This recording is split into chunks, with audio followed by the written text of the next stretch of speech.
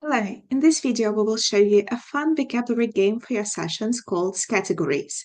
This is an interactive word game where you and your student have to come up with words that fit different categories and start with the same letter. It works well for all levels and helps develop vocabulary recall and quick thinking. For this game, you will need to share your screen and go to this categories list generator. On the left, you will see a random letter for your round and 12 categories that would be revealed once you press play.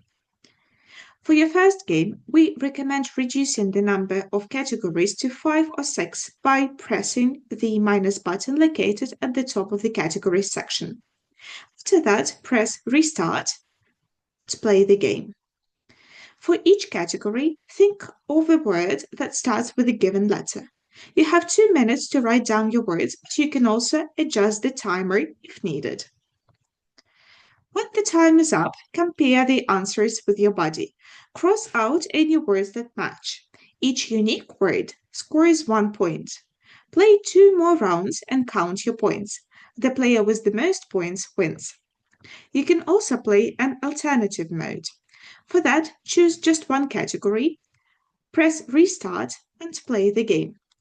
The goal of this mode is to list as many words that fit the category.